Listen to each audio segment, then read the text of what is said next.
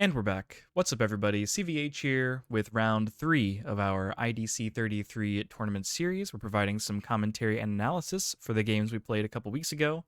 I was under the weather still when I was playing round 3, so I didn't record it live with commentary, that is, so we're just going back over it now. If you haven't seen the first 2 matches in this tournament run series, what are you doing? Go back and check them out. They're on Earth Power's channel. And if you have, awesome. We are here in round 3 with a 1-1 record and up against Darksigner, who's a great player. I mentioned that a lot. I believe he made top 4 in the last 2. At the very least, he top-8'd them both. He's one of the current highest on the CIDC standings for this season of IDC tournaments. So, wasn't thrilled to have to play him round 3 when I already took a loss, but here we are. Had no idea what he was on. We are on the Lightwater Dark Nature Ice Sword 43 card variant with some weird text that you've seen in the last couple. And yeah, Darksigner's deck. I checked it out after turn 1. I did it a little bit late, but he's on a 40 card something. Aqua Sniper going into mana turn 2. Let's see how it goes. Always fun to do these commentary videos a couple weeks after the match itself. Makes it really interesting to see it sort of with a fresh set of eyes. I'm as surprised as some of the plays as they happen as you are, and allows me to identify misplays, I think, a little bit better after the fact. You know, if I was live commentating, that has its own perks, and I do like doing it, but I don't always see mistakes when they happen in real time. Otherwise, I wouldn't have made them. So after the fact, though, all bets are off. And now we see Darksigner put Bronze Arm down and play Quixotic, and it's unlikely that he is playing Quixotic in Ice Sword, even though I'm playing one of Quixotic in Ice Sword. It's just not standard at all, even though the deck itself isn't kind of widely played. So at this point, I think to myself that he might be on Water Nature Aggro, like our last opponent, Patikman. Or maybe Water Fire Nature or something like that. Bronze Arm, pretty standard play. I've got the Locomotive at least to follow up. And then the Bloom, or maybe Aqua Surfer if I need to. And hopefully this turn we'll get a lot more information about what Darksigner's on. I mean, I already know because it's been a couple weeks, but y'all don't know that I know yet. And there we go. Lucky Ball comes down. It could still be Water Nature Aggro, but then Bronze Arm throws Galclife Dragon down. Which can only really mean that Darksigner is playing Water Fire Nature Aggro, Rug Aggro, whatever you want to call it. The deck that I played in IDC31 to get 3rd place.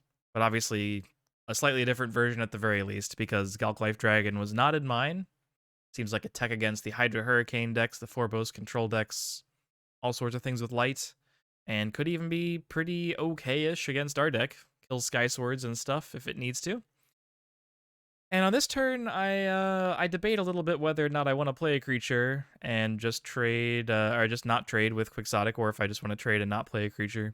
I think what I land on is Sky Sword because the mana ramp is just too valuable. It's good to get that down. Getting more shields allows me to rely on shield triggers a little bit more throughout the game, and then next turn I could probably take the trades on the creatures. Do I actually go for Locomotiver instead? Whoa. Oh wait, what am I talking about? That's what I was debating, whether I Locomotive or not, because I cannot actually play Sky Sword, because I know how the rules of Duel Masters work, or at least I did when I played this match weeks ago, and I don't have a Light in Nature mana. I just assumed that I had Light in Nature mana, but I don't. I just have 1 Sky Sword down, so I Locomotiver. What did it discard? It discarded a Soul Swap, okay. And then I get hit with a Searing Wave. Darksigner destroys a Ganta from shields, and continues the onslaught. So at least this turn, I'll be able to play Sky Sword if I want. And it's looking like I probably should, because I'm running out of shields pretty quickly.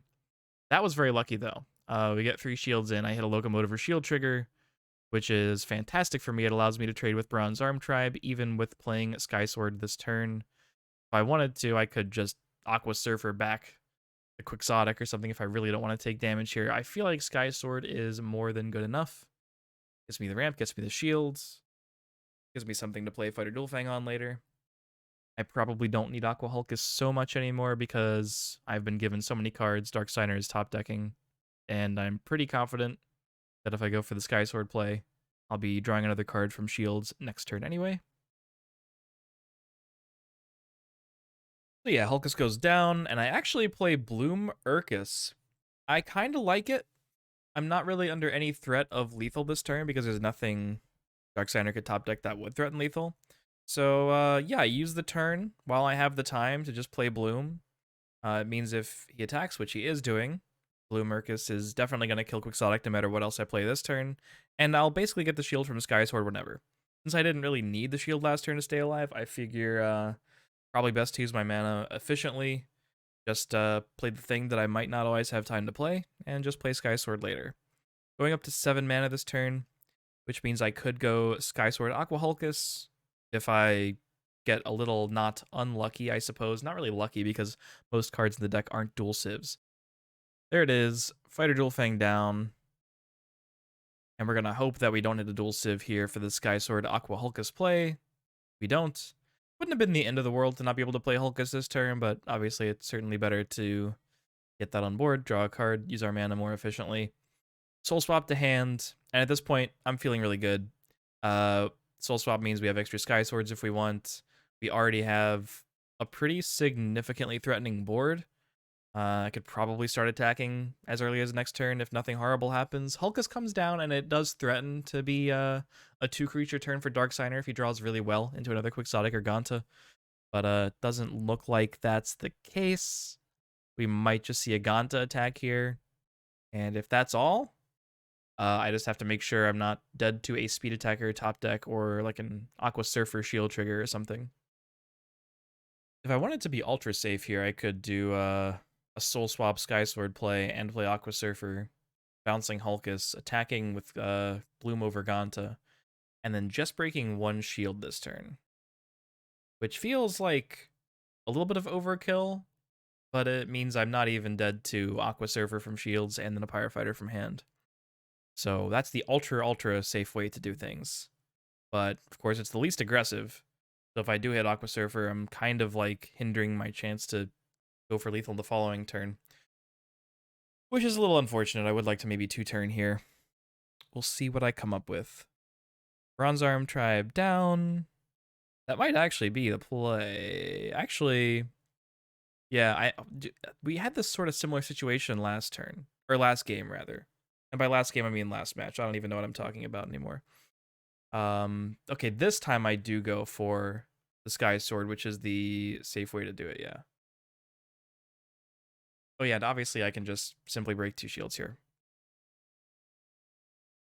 I think when I was describing the play, I mentioned like Sky Sword being the thing that you swap, but obviously you would play the Surfer and then swap it out. This is the way to do it. So even if I had hit first shield Aqua Surfer, I would not have broken the second shield, of course, because my second creature might have been bounced, or maybe he bounced his Bloom, but either way I would have stopped, because hitting 2 Aqua Surfers plus a Pyrofighter from hand would be the way I could possibly lose. But as it stands, even a double Pyrofighter from hand here would not be good enough. So it's probably going to be Bounce Bloom if Darksigner has any way to do so, and then hope for a Shield Trigger Surfer, and then hope for a Speed Attacker, something like that. If this is a Surfer, it's going to hit Bloom. And at that point, I can decide whether I wait for another turn or not. For example, here, this could be simply Lost Soul and Soul Swap. If I want to be super safe, I Lost Soul and Soul Swap here. Looking at this a week or 2 later, however long it's been, I think the correct thing to do is probably Bloom Soul Swap, actually. I think it's play Bloom, and I think it's Soul Swap Sky Sword for itself. And have 3 shields, and then I'm not dead to Twin Cannon, Jagalzor. Well, Jagalzor wouldn't get me anyway, because Surfer has to break first. I would say, looks like I don't agree with myself. Yeah, I think the way to do this. I mean, bounce isn't something that's like all over the place in his deck, right? There's like Surfers, there's Spiral Gates, that's pretty much it. So Bloom is usually going to stick. Maybe he has to Soul Swap it, but even then, if he Soul Swaps it, I'm going to still have 4 attackers next turn, which is super safe. I think Lost Soul is fine. I think Lost Soul Swap is still, I mean, obviously I'm not losing this turn. I think it just sort of delays my ability to win the game, because I think attacking this turn is like a little bit rough. Yeah, I don't know. I'm not a huge fan of the way I did this. I think I got tired of overthinking it and just went for it. And it did work out. I won. But I would say, because I thought about it after the Lost Soul, I was like, do I Lost Soul and swap Sky Sword for itself and just wait a turn? And honestly, that was probably better too. I'd still be in the same situation next turn as far as breaking, but yeah, I think of the multiple ways to play that turn, that was the riskiest for virtually no reason. But I also realized that breaking a shield, hitting a Surfer would be annoying, but it wouldn't even give my opponent lethal, so he'd still have to get Surfer from shields and top deck a speed attacker if I lost sold. So yes, it was pretty safe, and obviously it was game winning, but not as safe as it could have been, not as accurate of a way to win the game as it could have been. So yes, before the comments come out, that was not a well played turn, in my opinion. It was passable though. Passable but wrong. On to game two. Darksigner's on the play, and he has a Ganta. Good stuff from the Rug aggro deck. I have an Emerald, which is cute, but not doing anything to that Ganta. He plays off curve, doesn't have Bronze Armor Hulkus, but Quixotic is arguably more annoying than Bronze Arm would be here because my board is so weak. Really preventing me from any sort of good trades in the near future, so it's already looking like I'm going to need some shield triggers.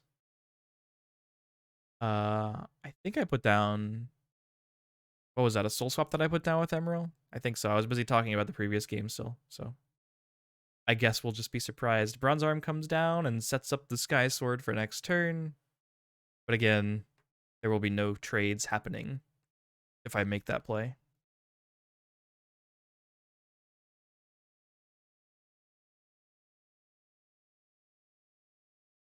Yeah, I think if I lost Soul last turn, I should just, or last game, I should just play the Soul Swap on the last turn as well, and just Sky Sword another shield down. What am I really rushing to win the game for?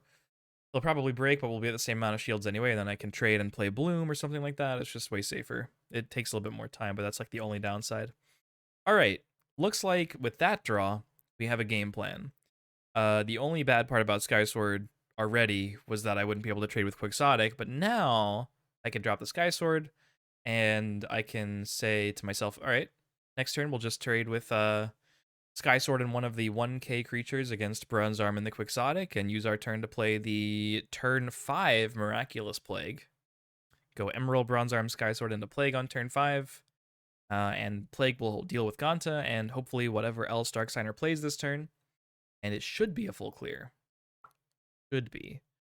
Lucky Ball would usually be one of the more troublesome cards to see here. Really normally would keep Darksigner's steam alive, but given the Plague, we're just going to be taking away his ability to play a bunch of cards, and it is a 1-card play for him this turn, so it is going to be a full clear. It's going to put him very far behind, and the trick after the Plague will be finding a way to convert this into an actual winning situation, like actually get aggressive. And a shield trigger here certainly helps. Any creature here just represents another shield break. Don't really care what it is. Could be Surfer, could be Locomotiver, could be Kalan. All are fine. All are very fine. But yeah, this is also importantly keeping me more alive, which is important here. So I just soul swap and don't go through the motions, but Sky Sword comes out, Sky Sword comes back in. And that is actually quite important given the Plague play, because I do have to, like I said, convert this into a more aggressive line. And if I do that while I have 0 shields, I'm giving my opponent cards, and even though Darksigner won't have a bunch of mana, he will be able to top deck Pyrofighter or cards like Pyrofighter and kill me like that. Also worth noting, he is actually playing Twin Cannon. So right now, at this point of the game, after the Sky Sword, Darksigner is debating whether he breaks with the Bronze Arm Tribe and decides to go for it. If he hadn't done that, it wouldn't have been a full clear. I don't know how much of a difference that would really make in the grand scheme of things. But of course, getting a Locomotiver for free, that helps. Don't really care too much about the discard, but it did discard Pyrofighter. So in reality, it was a very impactful Locomotiver. And this is just going to be a pretty clean Miraculous Plague play. And with the Soul Swap in the shields, I'm going up to 8 mana on turn 5. Pretty brutal stuff.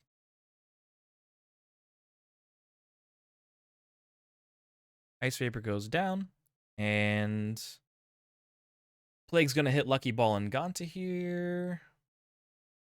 I don't remember which ones went to the hand, which ones went to the discard pile, but honestly, it's not super relevant. It's gonna be very hard for Darksigner to really have any meaningful plays after this Plague, unless he gets pretty lucky and gets shield triggers, like I did. Just get lucky, just get shield triggers, get Soul Swap when you have Sky Sword on the board, then get a Locomotiver for good measure. Why not? So I just hit the cards that aren't blue. You take him off of potential like Ganta plays, etc. Giving him a Ganta back, but taking him off a Ganta play, because he already got a Ganta back from the board. Since I didn't play a creature, I can trade with Quixotic as well. Very nice. And at this point, I can start breaking shields. Obviously, Aqua Surfer at any point, plus a speed attacker, could be a huge problem.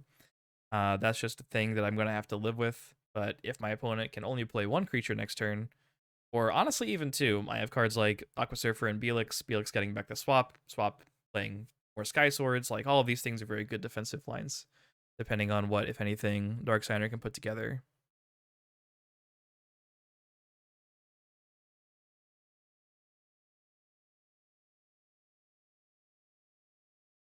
And while we're not representing lethal on board right now, we do have the possibility to draw Fighter Dual Fang.